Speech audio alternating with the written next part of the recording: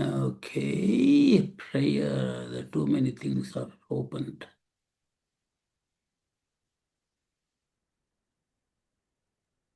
Hari Om Raghuji. I think I was going to do the summary today. Oh, you are supposed to do that. Okay, Yeah. go ahead. We'll do the three Oms. Yeah, the prayer.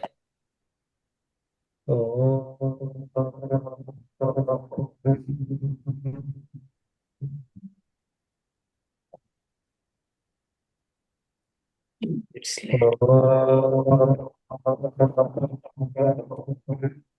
Yes,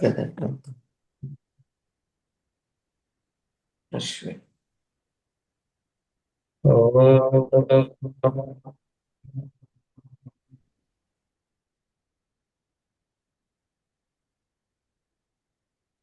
Shuklam Bharadharam Vishnum Shashivarnam Chaturbhujam Prasannavadhanam Dhyayet Sarva Vignopashantaye Saraswati Namastubhyam Varade Kamarupini Vidyarambham Karishyami Siddhir Bhavatu Me Sada Gurur Brahma Gurur Vishnu Gurur Devo Maheshwarah Gurureva Param Brahma Tasmai Shri Gurave Namaha समस्त जन कल्याणे निरतम करुणामयम नमामि चिन्मयम देवम सद्गुरुम ब्रह्म विद्वरम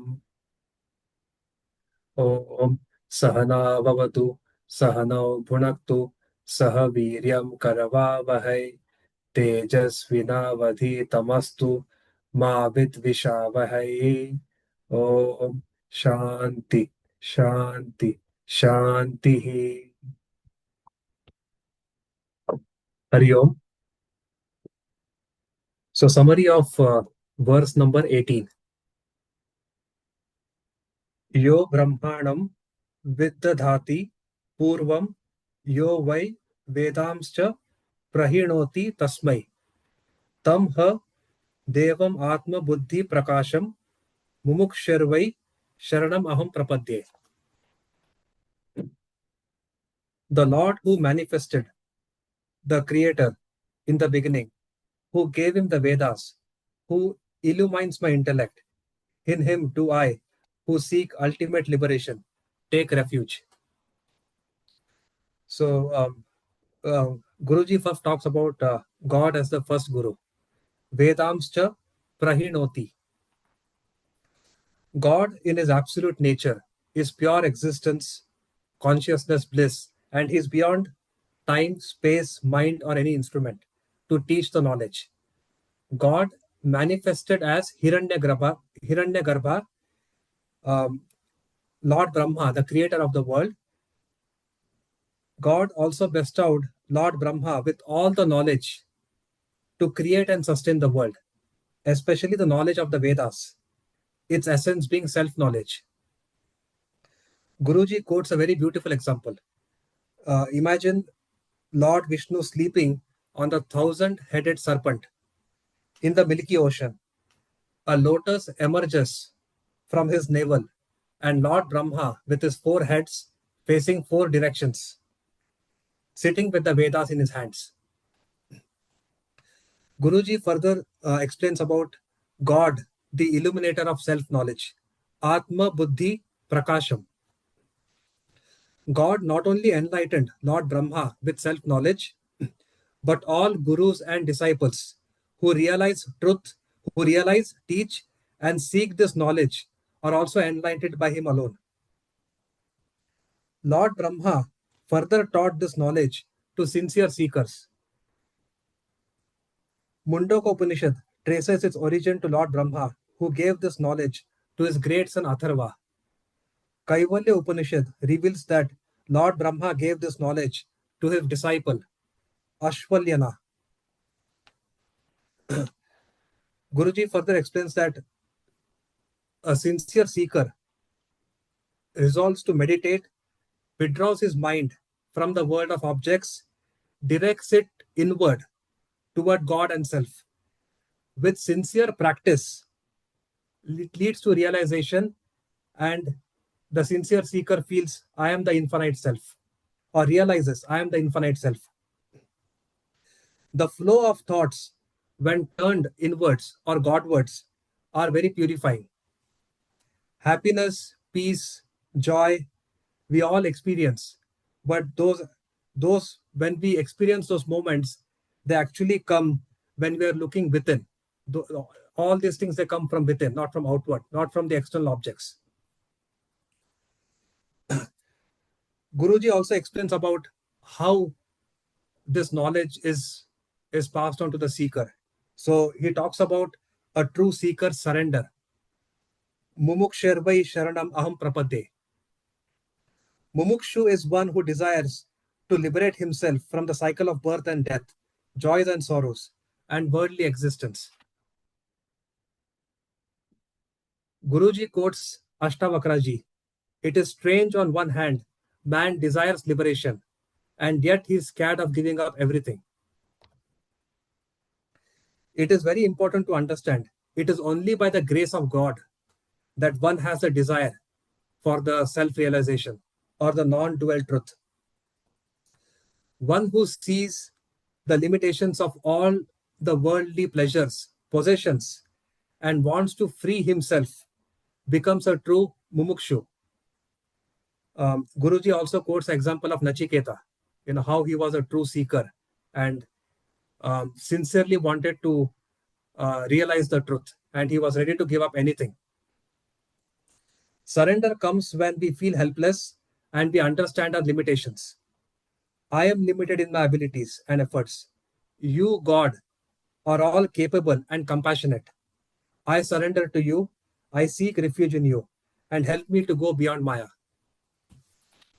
So, Guruji beautifully explains about how God is the first Guru from whom the creation of the world came.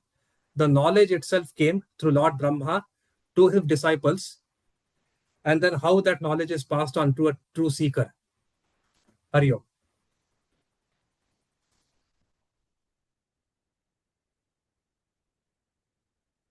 Raghuji, over to you.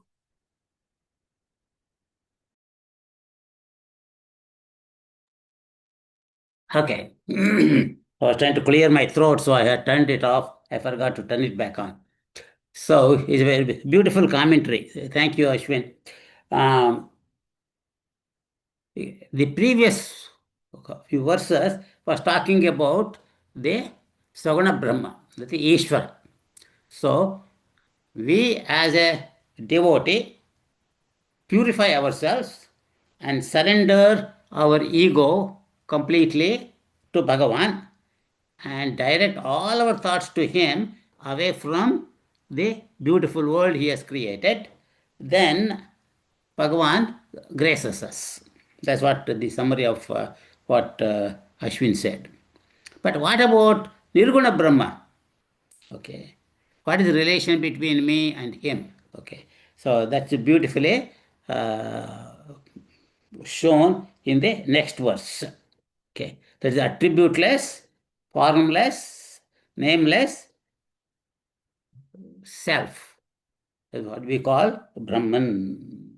So, Nishkalam, Nishkriyam Shantam, Nishkalam, Nishkriyam Shantam, Niravadyam Niranjanam, Niravadyam Niranjanam, Amrutasya Param Setum, Amrutasya Param Setum, Dagdendhanamivalanam, Dagdendhanamivanalam. Chant continues once more. Nishkalam, Nishkriyam, Shantam, Niravadyam, Niranjanam, Amrutasya Param Setum, Dagdendhanamivanalam. Okay, Ashwin, you want to read? Hari Om. Nishkalam, partless. Nishkriyam, actionless. Shantam, peaceful. Peace itself. Nirvadyam, blemishless. Niranjanam, taintless. Amrutasya, to immortality. Param, supreme. Setum, bridge. Dagdendanam, which has burned its fuel. Iva, like. Analam, fire. I seek refuge in that truth, which is partless, actionless, peaceful, blemishless, taintless, the supreme bridge to immortality, and like a fire which has burnt its fuel. Surrender to the nameless, formless, and attributeless God. Truth is to give up the I notion or ego that separates us from God or truth and become one with Him. It is to become of His nature, which is. You want me to Continue. continue? It is to become of His nature, which is actionless, peaceful, and pure. Nishkriyam, Shantam, Niranjanam. Actions are performed by the body and the mind. Actions are performed by the body, and the mind becomes agitated by desires or peaceful when they are fulfilled. Ignorance in the unmanifest state, good or bad vasanas, express as desires in the mind and actions through the body. God or truth is beyond the gross body, therefore actionless, the subtle body, therefore all peace, and the causal body, therefore free from the stain of ignorance and vasanas. Want to comment? Yeah, Guruji starts this verse with saying, surrender to the Lord with attributes means to give up one's personal will and wish and live according to God's will. The way I look at that is like Ishvara Prasada Buddhi. You are Yes. just accepting the God's will and and His will and wish, and then surrendering to the attributeless God or truth is basically giving up our full ego, giving up the I notion, and just becoming one with Him.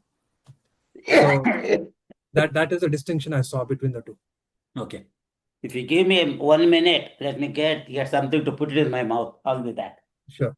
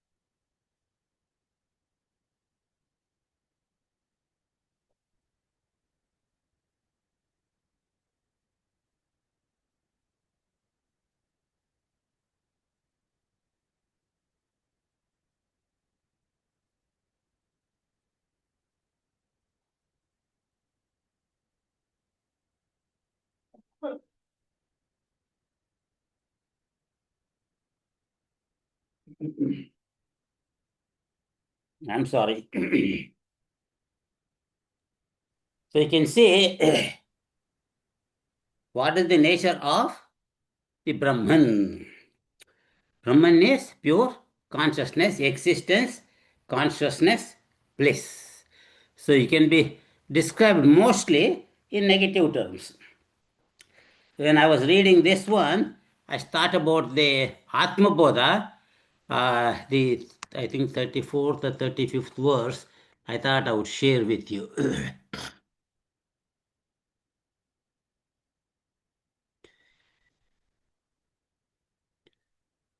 Prayer.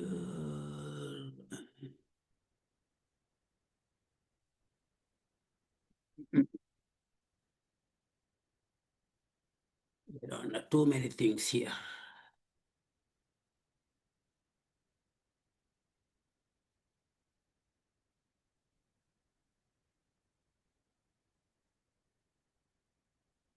Okay. So in Atma Bodha is the 34th verse, is beautiful one for reflection. It says, Nirguno Nishkriyo Nityo Nirvikalpo Niranjanaha Nirvikaro Nirakaro Nitya Muktosmi Nirmalaha. He says, Nirguna, without any attributes.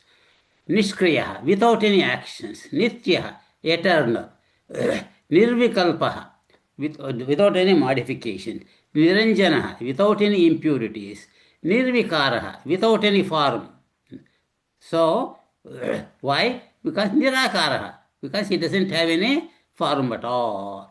And Nityam Muktaha, Asme. All these are whose characteristics? Asme, Aham, Asme, Nitya Muktaha. I am eternally liberated. So, if I disidentify myself with the body, mind, and the intellect, and then what is left?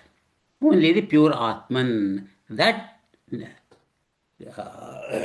Nirguna, Nirakara, Nirvikalpa, Niranjana, Brahma, Ahamasmi. So, it has to be not as dual, but as non-dual Brahman. That Ahamasmi. So it's a beautiful thing.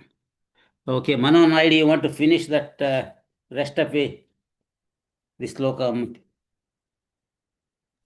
Anjaneyalu Garu is there. You don't want him to read. Oh, no, Ashwin comes after Anjaneyalu. That's why Oh, I skipped it. okay. It's fine with me. Oh, okay. Partless and blameless, Nishkalam, Niravadyam, that which has a name, okay, open. That which has a name, form, and qualities is subjected to phases, growth, division, imperfection, or blemishes. A diamond is multifaceted. The moon has phases, and a person can have a split personality or moods. God, truth is nameless, formless, and attributeless, and therefore partless and free of all phases or aspects. People may curse him or accuse him of many things, but he remains blameless and blemishless. Like smokeless fire, dagda indanam iva analam. Fire in the fireplace is always surrounded by smoke, the smell of burning fuel, the sound of crackling that comes due to moisture, and the flickering of the flames due to air. God, truth, is that light of consciousness, free of any extraneous factors or their qualities. He is self shining and in his own glory. The bridge to immortality, Amritasya Param Setum.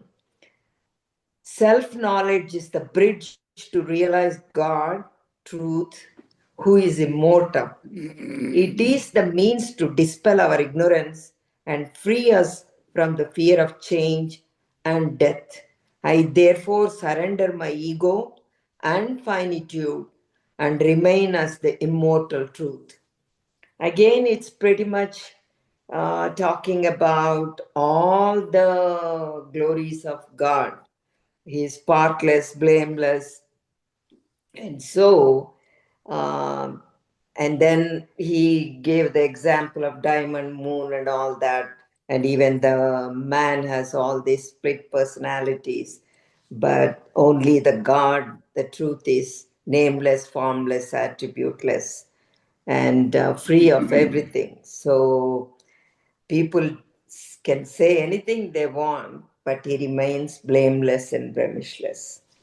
Yeah. And the second paragraph is talking about the fire, how it is surrounded by the smoke and smell of burning fuel and all that. But the consciousness, the light of consciousness, is free of any extraneous factors or their qualities. So the God is self shining and has his own glory. And he is the one that is the self knowledge is the bridge to realize the God, and the God is immortal. It is the means to dispel our ignorance and free us from the fear of change and death. So I am going to surrender my ego and finitude, and remain as immortal truth. Yeah, yeah, beautiful. So I can say in one verse how to realize one's own real nature and go beyond. That is what the Gnanam. This is the real Gnana Yoga in one verse. If you want to memorize it and contemplate on it. So, anytime that you give an examples, we should know exactly what that example, what part of that example that we should take. Here, Dagda,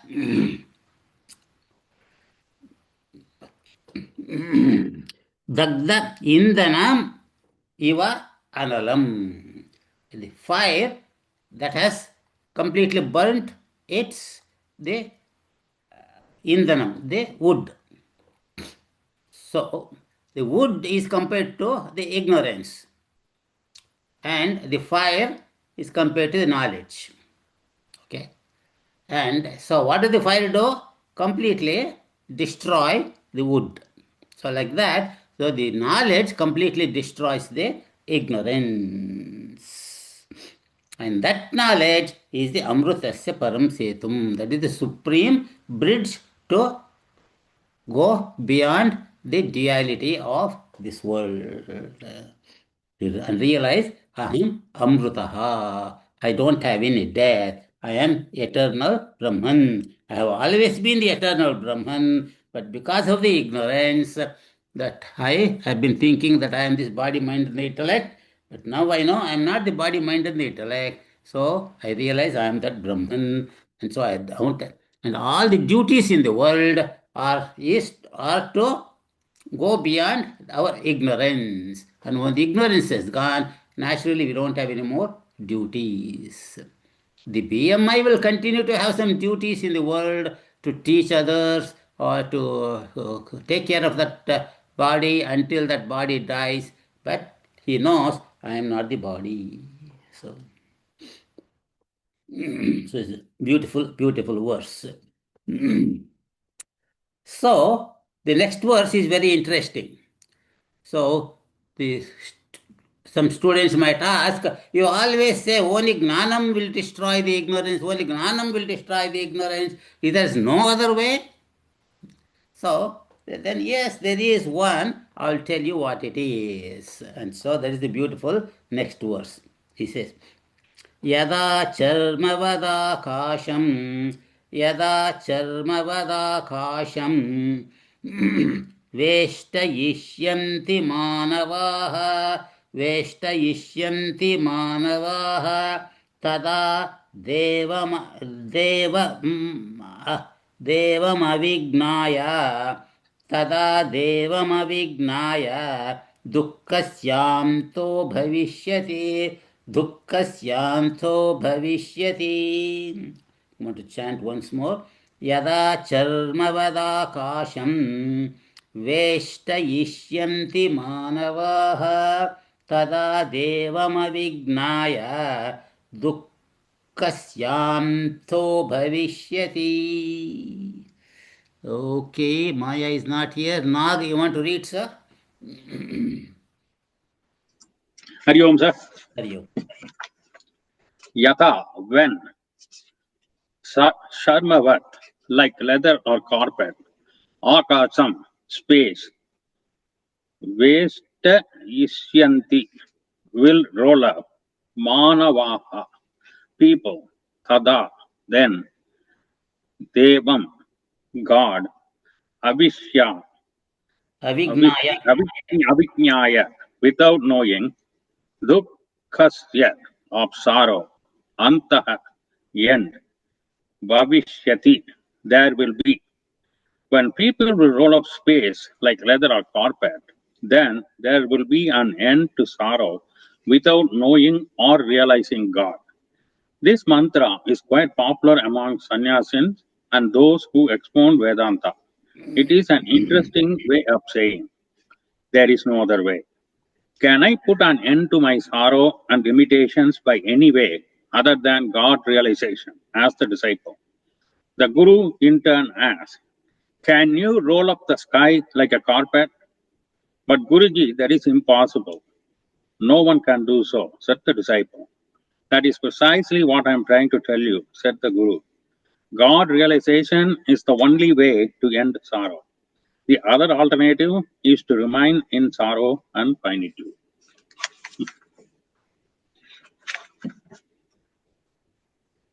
Want to comment? Well, when you said before you start the sloga, you said it any other way. So I thought that is a way. So now I understand what you meant. It's a good one. Yeah. Yeah. Okay. Raja Reddy garu. Saint Tirsidasa says, "O my mind, why are you wandering hither and thither and struggling so much to end sorrow? Worldly affliction do not end, even through greatest efforts. Do you not understand that you can never be happy by turning away from Lord Sri Rama? Great sages like Sukadeva too have declared this same truth. You cannot get better by churning a pot of water." The saints go on a step further and say that the impossible may also become possible. We may get butter from water, but we will never be happy without knowing God. This is not a fanatic statement. If sorrow was caused by lack of money, power, pleasures, or comforts, those who are wealthy, powerful, indulgent, and comfortable should always be happy. But we see that they too are searching for happiness. We should therefore surrender to God and Guru, who give us knowledge, and fill our hearts with devotion, which puts an end to sorrow. So, in order to get happiness and bliss, obviously, you cannot depend on the objects and the of the world process. So you should go beyond. Obviously, you shut down your mind and body, and then transcend the mind, its abilities. So there you realize Brahman, which is supposed to be happiness by itself, bliss by itself. So simply put, simply you realize yourself, you are that. That is, you are Satchitananda. Only thing is you need to do a lot of endeavors, lot of efforts, lot of disciplinary action to reach that state of realization that you are that and enjoy that the fruit. Yeah. Yeah. That's, so that's what Swami beautifully says. That's not a phonetic statement. If somebody says by churning water you're not going to get butter, okay, so it's not a phonetic statement, just a fact. And so that's exactly the fact. That's why you see so many things that are said in things like, oh, if you chant the Vishnu Sahasranama, what do you call, every day all your sins will be destroyed. Or if you do this Ganapati Atharva Shirsha 3 times a day, all your sins will be destroyed. But he never says that your sins are destroyed, but is your ignorance destroyed? Okay.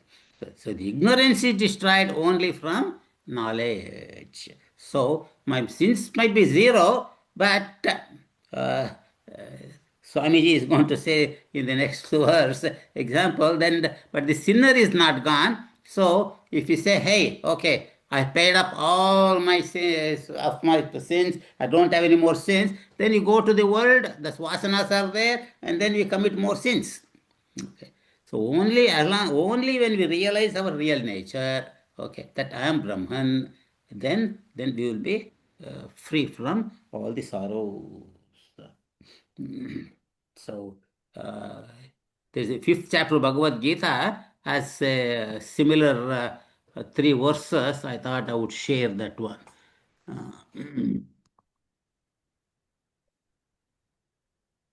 He says, नादत्ते कस्यचित् पापं न चैव सुकृतं विभुः अज्ञानेनावृतं ज्ञानं तेन मुह्यन्ति जन्तवः. He says, the Lord takes neither the demerit nor even the merit of any. Knowledge is enveloped by ignorance, thereby beings are deluded. He says, ज्ञानेन तु तदज्ञानं येषां नाशितमात्मनः तेषाम् आदित्यवज्ञानं प्रकाशयति तत्परम्. Yes. But those whose ignorance is destroyed by the knowledge of the self, like the sun, to them knowledge reveals the Supreme Brahman. तद्बुद्धयस्तदात्मानः तन्निष्ठा तत्परायणाः गच्छन्त्यपुनरावृत्तिं ज्ञाननिर्धूतकल्मषाः. The intellect absorbed in that, their self being that, established in that, with that for the supreme goal, they go whence there is no return, their sins dispelled by knowledge. This is called Ananya Bhakti, the single pointedness absorption, with complete turning of our mind towards the God, not even a 1% towards the world. So that's the most important thing that we need to remember. So so there's another commentator says, so long as one does not know the Supreme Self as one's own self, for that long does one, though verily birthless, assume the form of an individual soul among the what do you call the devils, animals, human beings, and others, and being under delusion transmigrate, dragged hither and thither by attachment, etc. He says, when again he realizes the Supreme Self, which is without cause and effect, characterized by not this, not this, that means neti, neti, untouched by hunger, etc., and which exists as knowledge by nature, having no beginning or end, and which is absolute bliss, then become free from ignorance and its effects, which is sorrow. So, very, very beautiful commentary. So the next mantra of the is also very, very beautiful mantra, where uh, how should be the teacher? How should be the student? It's only from the teacher the student can learn and realize. And what is the nature of the student? What is the nature of the devotee, the student who wants to get realized? That's beautifully given in the next mantra. So you'll see. Tapa prabhavat deva prasadacha. Tapa prabhavat deva prasadacha. ब्रह्मः श्वेताश्वतरोऽथ विद्वान् ब्रह्मः श्वेताश्वरतरोऽथ विद्वान् अत्याश्रमीभ्यः परमं पवित्रम् अत्याश्रमीभ्यः परमं पवित्रम् प्रोवाच सम्यग् ऋषिसङ्घजुष्टम् प्रोवाच सम्यक् ऋषिसङ्घजुष्टम्. So I'm going to chant once more continuously. Thaba prabhavadeva prasadacha brahmah श्वेताश्वतरोऽथ विद्वान् अस्या अत्याश्रमिभ्यः परमं पवित्रं प्रोवाच सम्यग् ऋषिसङ्घजुष्टम्. Okay, Sarvesh ji, you want to read, sir?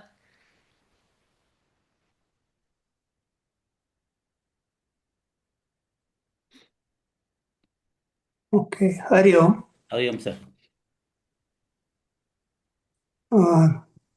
Tapa Prabhavat, through the power of penance, Deva Prasadat, by the grace of God, Cha, and Brahma, truth, reality, it is well known, Shvetawatara, sage Shvetawatara, one who had perfect mastery over his senses, Adha, thereafter, Vidwan, one who has realized the truth, Atyashramibhyah. Atyasramid Bhayaha, to those who have gone beyond all the stages of life, ashramas, Paramam.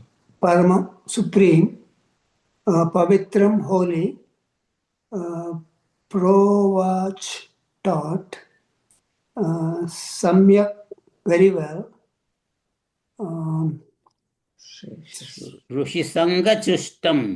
Rishisanga Srishtam, in which the groups of great sages revel. As it is well known, Shvetawatara, one who has perfect mastery over his senses, having realized the truth through the power of penance and the grace of God, thereafter fully taught to those monks who have gone beyond all the stages of life, ashramas, the supreme and the holy truth in which the great sages revel. Shvetawatara Vidwan, this great sage, Shvetawatara, who had mastery over his senses, as in referred in introduction, was well versed in the scriptures Vidwan and had realized the truth. Brahma Vidwan, how did he do so? Okay, before that, let us go to the introduction. I will tell you what page. You know, the 7? peace invocation page, the Five. Roman number 8. 7, 8. Okay. Can you read the second and third paragraphs? Second. Sure. We may wonder how the senses can be pure, impure. Is that the one? Yes, sir. Okay. We may wonder how the senses can be pure or impure. The mind that entertains likes and dislikes for sense objects is called impure. For example, one may love chocolates and dislike greens. Like unbroken and untamed horses, the mind driven by likes and dislikes is uncontrolled, whereas, like the well disciplined horses, the controlled senses and the mind make life's journey comfortable and joyous. The point being made is that sage Shvetawatara was a wise man who had full control over his senses and mind. The specialty of this Upanishad is that many of its mantras are found in the Samhita portion of the Vedas, where their meaning is related to the performance of rituals. It also contains many mantras of other Upanishads. Also, Brahma Sutras composed by Bhagwan Vedavyasa to reveal the true meaning of the Vedas, comments on many of the mantras of this Upanishad. All in all, it is an elevating and beautiful Upanishad. Yeah, that's let us go back and read the top paragraph now. Okay, Shvetawatara Upanishad is part of the Yajurveda. It has 6 chapters and 112 mantras. All Upanishads are dialogues between the teacher and his disciples.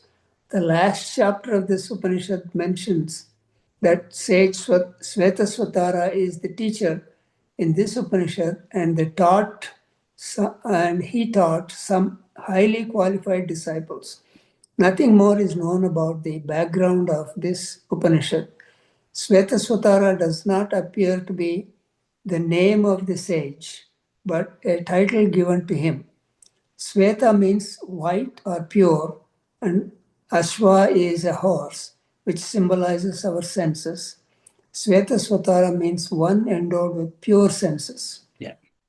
So that's the introduction that the Swamiji, Tejam Swamiji is referring to at the introduction. Want to comment? Yeah, I was just reading that his name itself was Swatara is means white or pure. Ashwa is the horse. So he was mentioning the controlled horse and an uncontrolled horse too. Horses compared to our senses. So the uncontrolled senses are not evolved, and the controlled ones are the ones with all the upasanas and the meditation mentioned in the earlier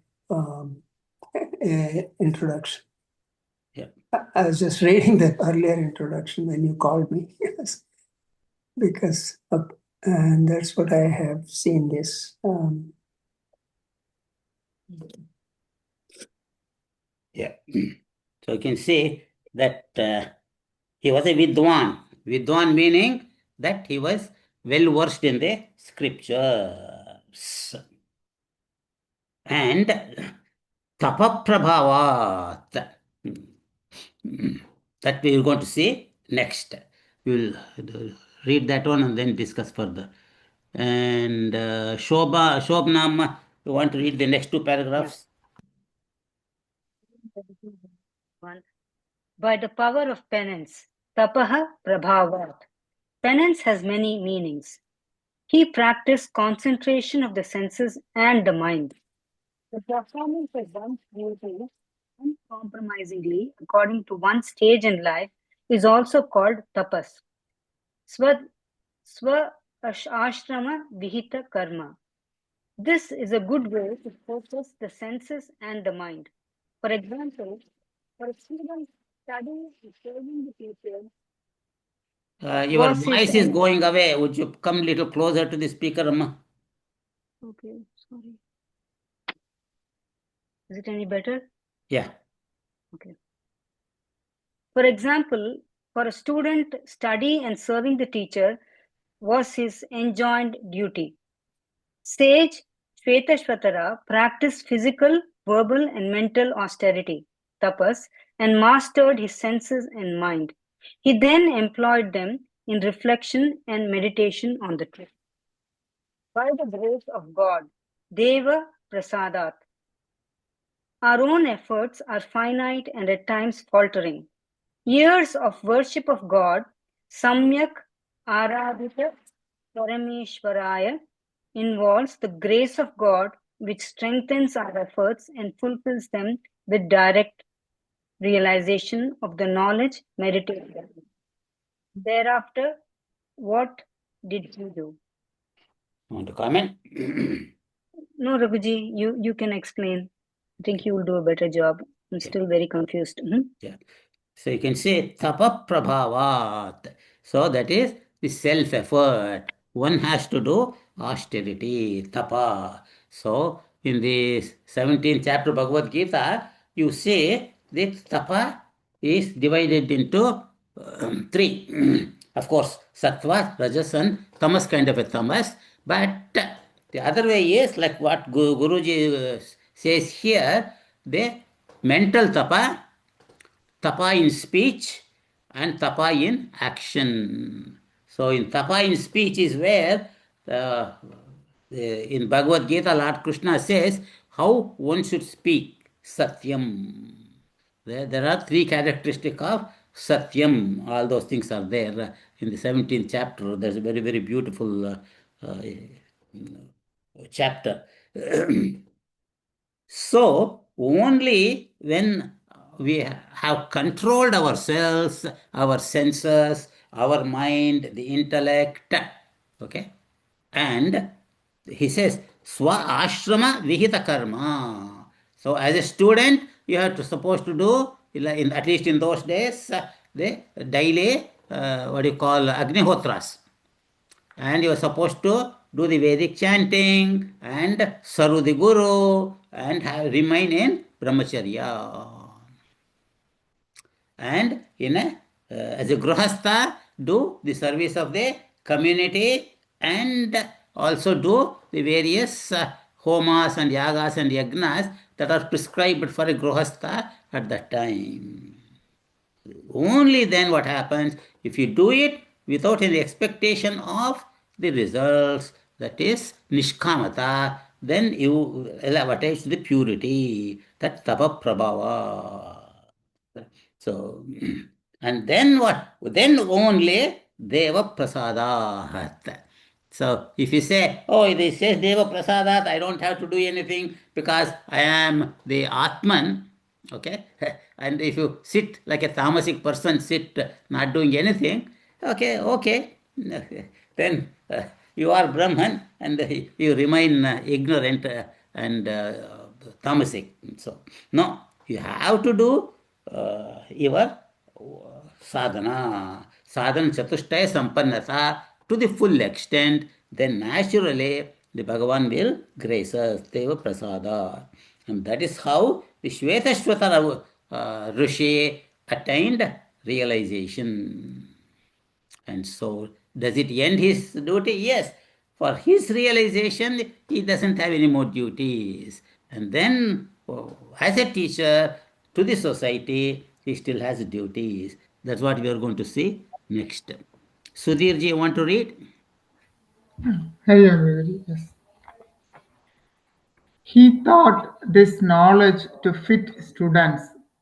Atyasramibhyaha. Atya ashramibhyaha Atyasramibhyaha pravocha. Purovacha. Pravacha. This speaks the glory of the God, the Guru, the knowledge and the student of self-knowledge. The Guru was a realized master revered by his students. Samyak Rishisanga Justam. Justam. Justam. Justam. The knowledge thought is supremely sacred, Paramam Pavitram, and revered and meditated upon by great sages. Samyak Rishi Sangha Justam. Lord Sri Krishna says that there is no greater purifier than self knowledge, as it not only washes away our sins but also puts an end to the sinner, the I sense which would otherwise sin again. A thief was once kept in a prison for 10 days, more than his sentence. The warden apologized for the error. The thief said, never mind, you may adjust these 10 days when I come the next time. Self knowledge put an end.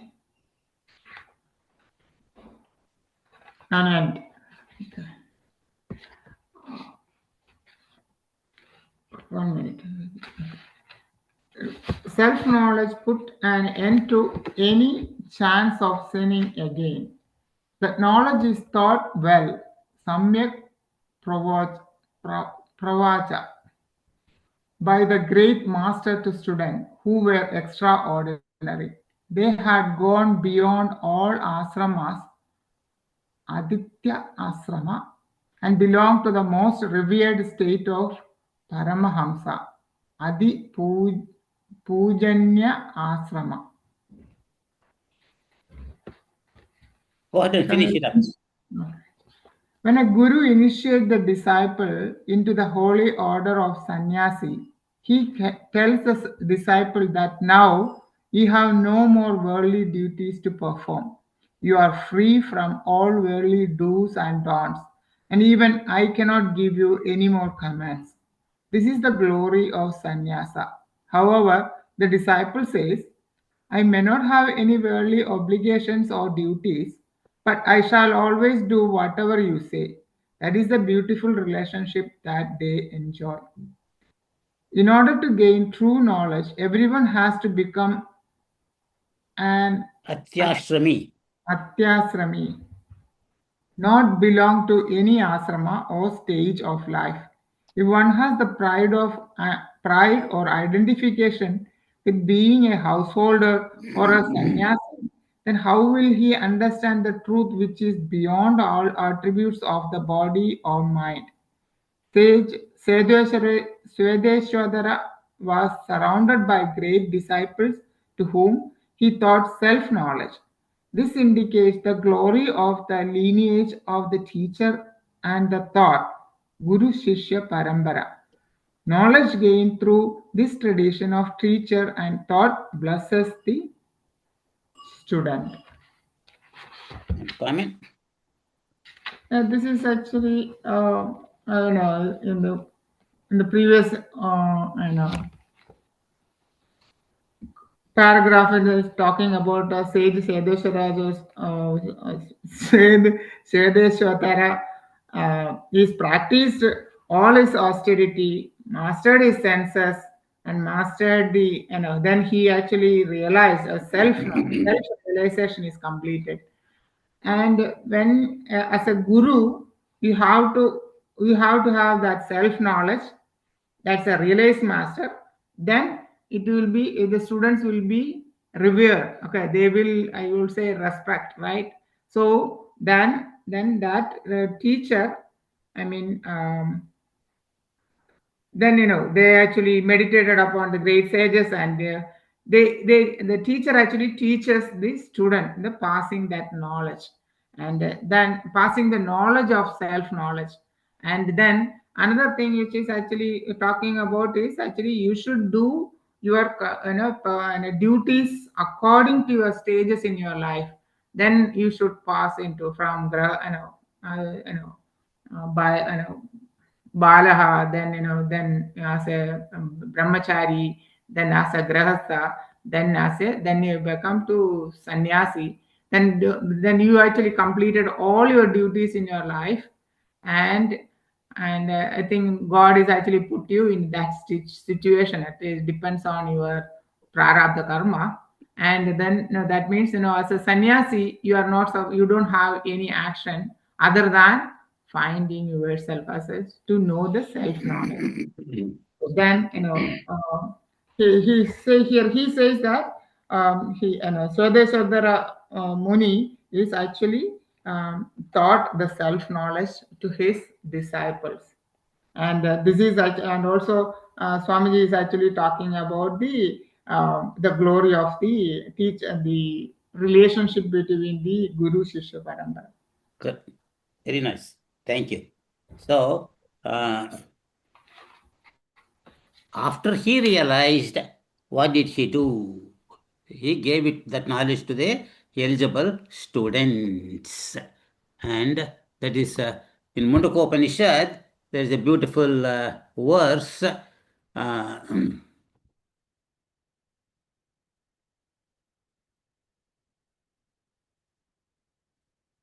He says, Parikshalokan karmachitan brahmano nirvedamayat nastya krutakrutena tadvignanartam sa gurumevavi gachet samitpani shrotriyam brahmanishtam.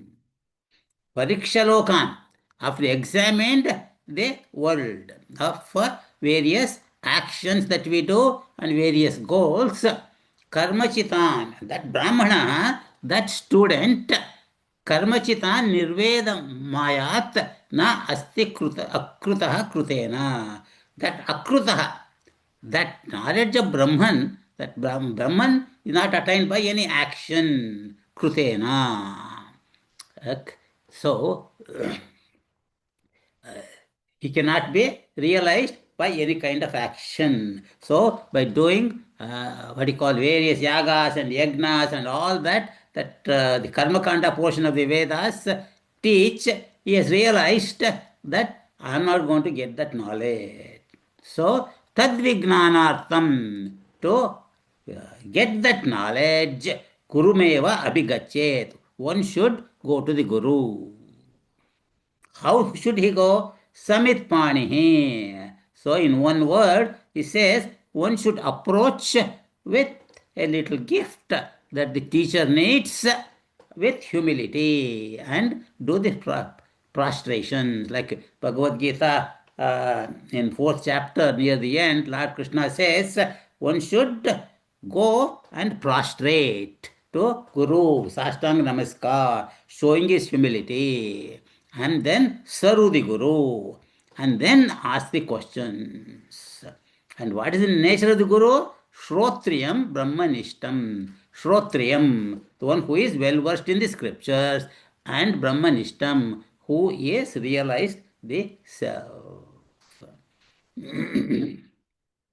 So this very, very beautiful verse in the beginning of the Mundaka Upanishad, and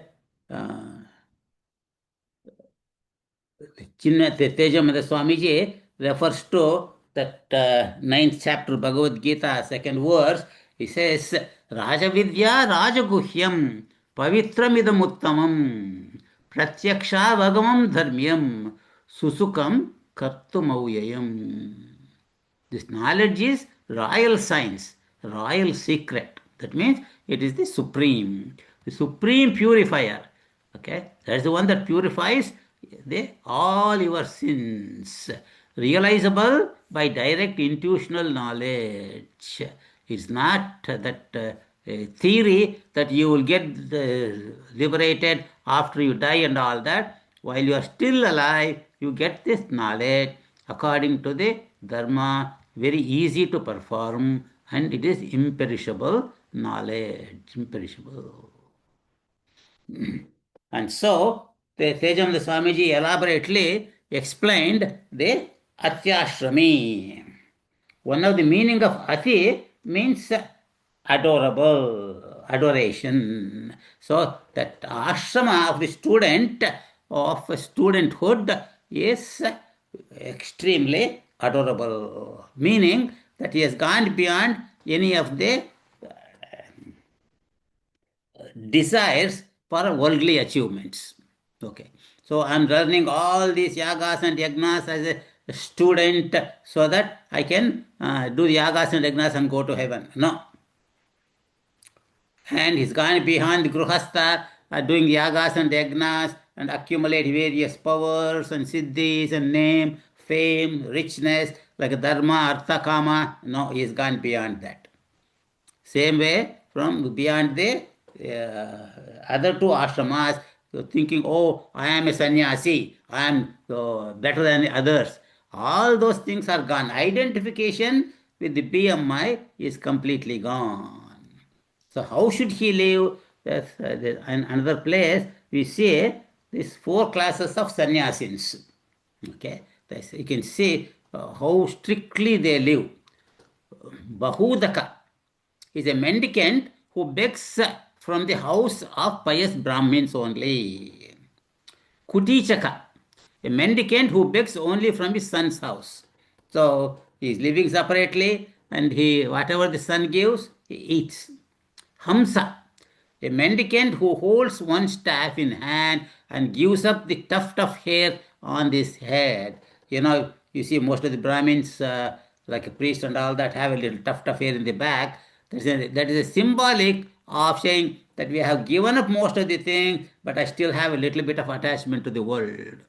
But Hamsa is the one who has given up all that attachment. And the Paramahamsa, mendicant who carries no staff or water pot and has no covering on his body. So he goes and travels naked because he doesn't have any body consciousness.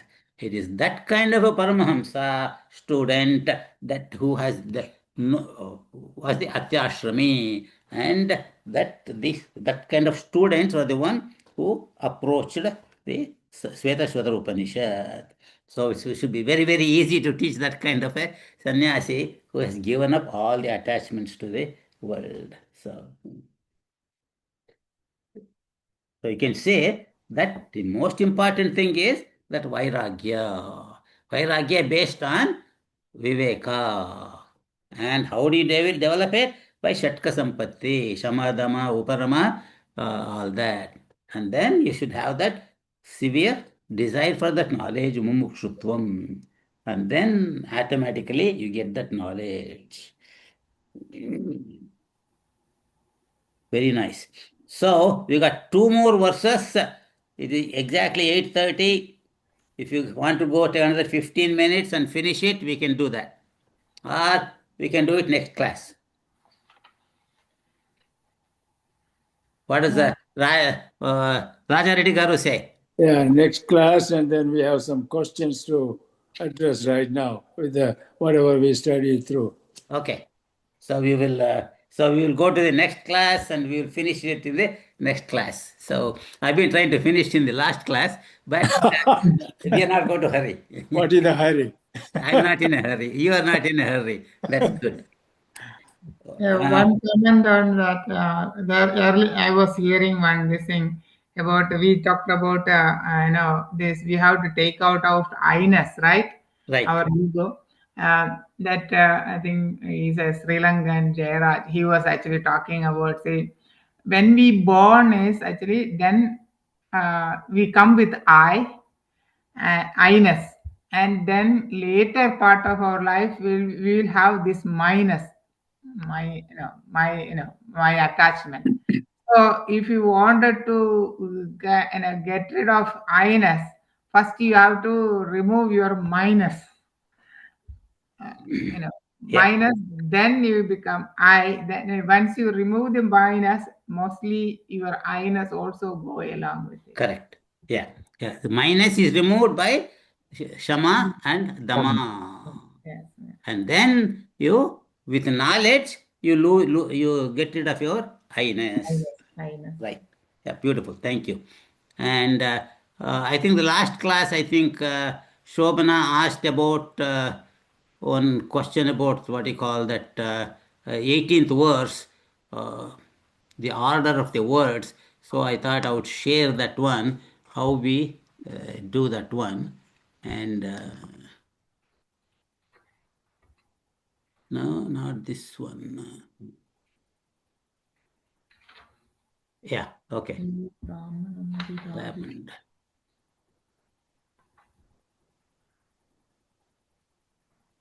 Okay. It is 18th verse, so that's a verse. It just takes only 2 minutes. Yo brahmanam vidadati purvam, yo vai vedacha pranitosmi tasmai tam ha devam atmabuddhi prakasham mumukshurvai sharanamaham prapadye. The first what we normally do is put it in, break up the words, what you call padacheda. Brahmanam vidadati purvam yaha vai vedan cha prahinoti tasmai tam ha devam atma buddhi prakasham mumukshuhu vai sharanam aham prapadye. Then you arrange the words in a prose form. It says, Yaha Brahmanam Vidadati Purvam. The one who had created the Brahmaji, the creator, in the beginning. Yaha, he who, why? Tasmai Vedan Prahinoti. And to that Brahmaji, he had indeed had given the knowledge of all the four Vedas. Ha, to him, Atma Buddhi Prakasham. What is the nature of that Brahman? Atma Buddhi Prakasham. The one who enlightens our intellect. And why tam devam, that Bhagavan aham mumukshuho, I am the one interested in desiring in this knowledge. Sharanam prapadye, I surrender to you. So, is that what you had asked? Raghuji, after listening to you, I realized that my interpretation was wrong. But how you explained it, in the end, he's saying, to that God, I am mumukshum. Whereas when I initially read, I thought, yes, we should start with mumukshutvam, then do self-realization, then, realize God. So I think now I've clearly understood why it is broken up and why he's saying in the end that to that God, I am, mukshu. Yeah, I am that mumukshu, okay, desirous of knowing him, that I surrender. So, right. Okay. Om sarve bhavantu sukhinah सर्वे सन्तु निरामयाः सर्वे भद्राणि पश्यन्तु मा कश्चित् दुःखभाग् भवेत् ॐ पूर्णमदः पूर्णमिदं पूर्णात् पूर्णमुदच्यते पूर्णस्य पूर्णमादाय पूर्णमेवावशिष्यते ॐ शान्ति शान्ति शान्तिः हरिः ॐ श्रीगुरुभ्यो नमः हरिः ॐ Hari Om. Hari Hari Om Om, Hari Hari Om. Om, Hari Om, Hari Om. Hari Om. Hari Om, Hari Hari Om. Om. Somebody want to do this summary next class? Yeah, I can do it. Okay, very good. Thank you, sir. Well, what? Just one or two, I think. Yeah, okay. Yeah. 19, 20, and 21. Okay, good. Okay, yes, sir. Good.